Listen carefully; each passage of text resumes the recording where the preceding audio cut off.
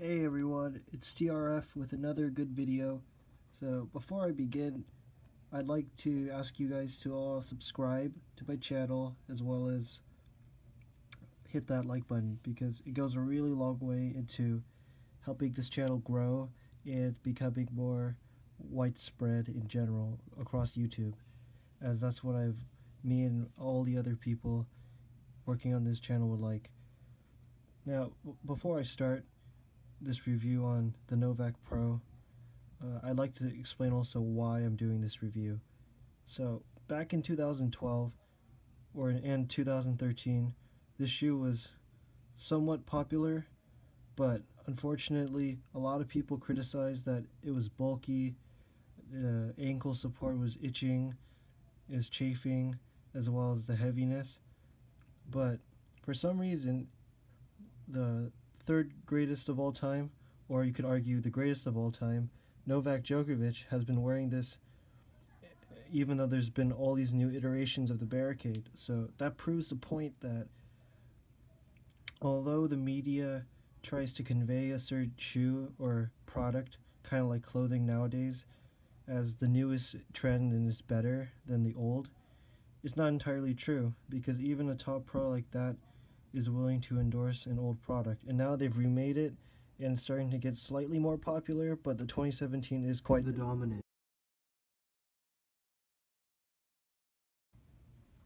So regarding the shoes, compared to the original editions, these ones I believe are a couple ounces lighter, as well as the stripes. They are shorter than the original. The original ones went all the way down to the bottom of the side, but this one now is more streamlined looking to, I guess, have a more modern appeal to younger people. And they have little iterations such as this Novak's symbol, and there's this tongue detail from Adidas that is very similar to the Sam Smith line of shoes where they have the face of the person. So who knows, they might have these for many years to come as a hallmark of Novak's legacy in the game, and he's a great defender.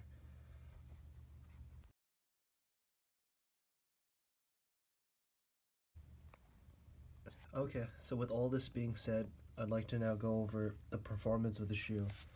And for me, one of the most important things is comfort of the actual shoe. And the second thing would have been durability.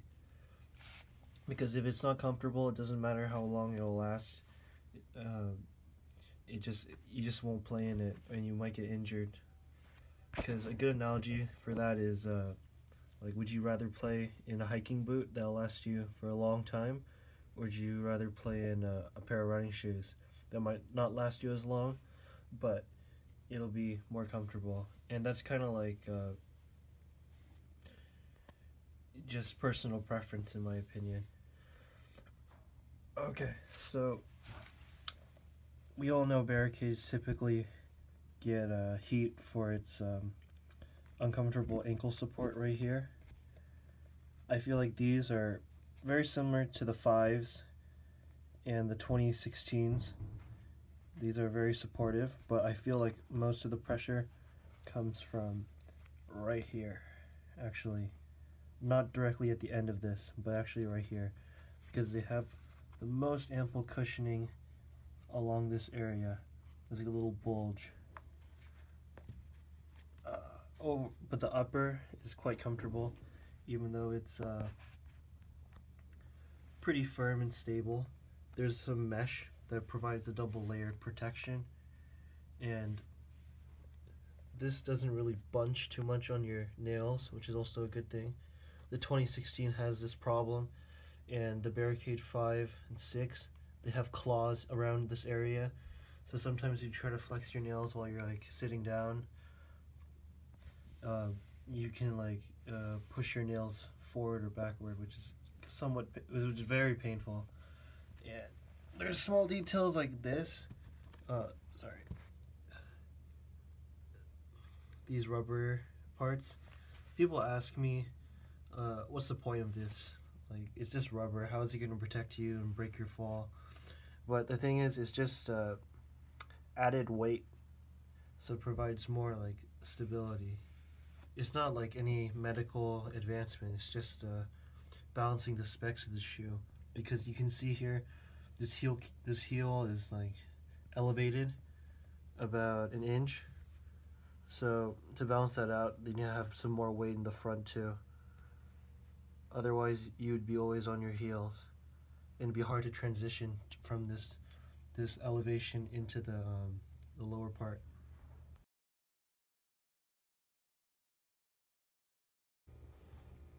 Okay, so let's now talk about durability, the second most important thing for a shoe. Now, this is some pretty nice synthetic leather all over the shoe. The same material from here and from the outside, except this medial padding is a different type of rubber, actually slightly harder than this outsole material, I believe, if not the same durability.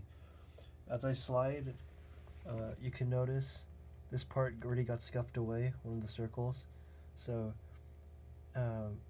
it's not super indestructible as some shoe companies make their guard.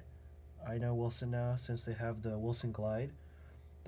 The medial padding is a lot more durable.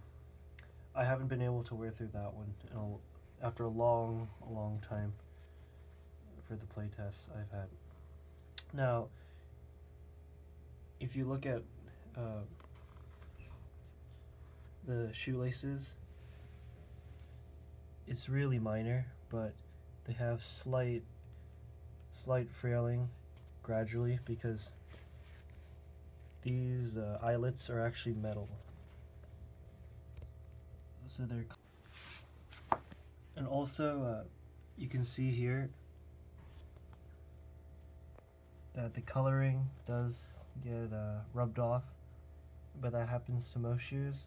But one benefit is at least it ends at this collar and doesn't exceed to the actual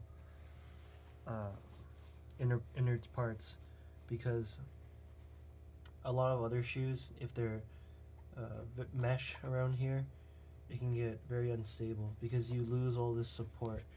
Like, built in here is somewhat like a brace. There's like an actual hard piece of plastic here that maintains the arch shape, and that's reinforced over here as well with this back tab.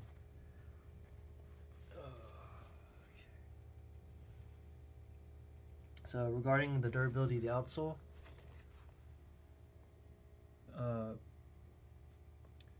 it's fairly durable. My right foot didn't have too much damage after 2 months of on and off play.